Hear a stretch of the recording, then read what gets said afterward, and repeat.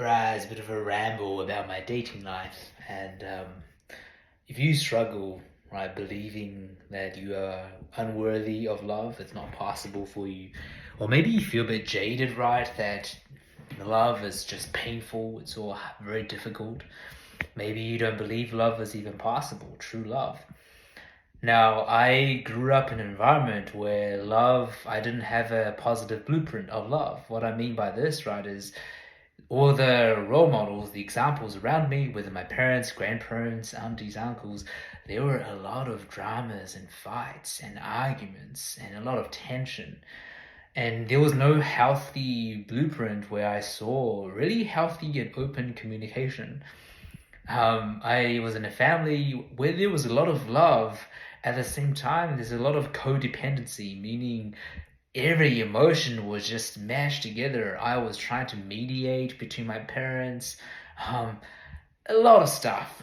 And what happens with this, right, is that I started to believe that it wasn't possible for healthy love. Add on top of this was dealing with my sexuality. And if you are like me, where you didn't have healthy role models that you grew up in, you didn't have beautiful, loving, nurturing relationships that you grew up in, and you're also gay, right? Then that's a double whammy, where you are already struggling with believing that there's healthy love, and then secondly, you are dealing with the complexities of being a gay man. Now, there's a few parts to this. Is today, by the way, Tommy and I, we celebrated our 5-year anniversary very recently, and I've created this beautiful, loving marriage together. Doesn't mean we haven't had hard times. We've had a lot of open, honest discussions and conversations and difficult conversations. But what I do want to share with you is that it is possible for you to build a loving relationship. Now, there's a few elements that is required, though, for this to happen. Number one is healing. So, number one, regardless whether you are single or you are seeing someone right now, we need to help you, or you need to help you and find the right help so that you can heal your heart. For you to go back in time and find those moments which didn't serve you. Because certain moments, if you saw your parents fight and argue, maybe you were abandoned by a certain parent, maybe a parent died, maybe something happened, you start to build the story about yourself.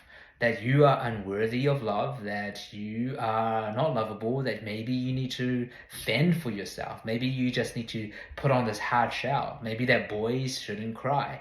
And you tried a lot of the time to see this happen often as you try to go after success, right? You work hard in your career, climb up in your career, maybe you start a business, you make good income, you do all these things to protect yourself, but you've never truly addressed your heart, the pain, and all the pains you've gone through.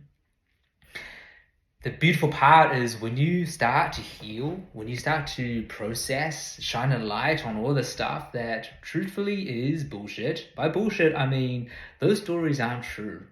It helped you at the time when you're 6 and 7. You need to build a story to protect your heart. It served you at the time, but it's no longer serving you. Now all these stories are actually harming you. It is harming you because it is causing a block. It's creating a block between you and the love that you truly want to feel. It's creating a block between you and the true connection you want to feel with yourself, with other gay men, and with other human beings. So that's number one, healing. When you learn how to heal and start to heal and process, release all these pains, your heart becomes open and opens up to possibility. And then secondly, right, is taking risks. So with this open heart, you have to be willing to face the possibility of rejection, face the possibility of heartbreak, face the possibility of things not working out and being very okay with that. Too often I see guys, right, wanting to find that perfect relationship straight away. Like, hey, the first person I meet, or if I date someone, I really want things to work out for the long run, which makes sense. But it is also unrealistic because there are so many guys out there who won't be the right fit for you. And by embracing the fact that you're going to meet those people, that's okay. But by embracing that, you're going to have enough resilience and grit so that you have the heart open, so that when the right person who is perfect for you, perfect in the sense that you can build a beautiful partnership, marriage, relationship, romantic connection together, your heart is open rather than closed. So those two elements have to be met. If you have an unhealed heart, you haven't done any work on healing, even if you find a partner, it's not going to work out.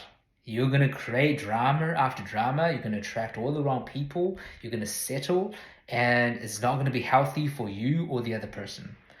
Number two, by embracing, if you don't embrace, right? If you don't embrace the possibility of rejection, of heartbreak, then you shouldn't go into dating, because love inherently carries risk. So, curious what your thoughts are. Curious what your experience has been. Drop them in the comments, and see you soon.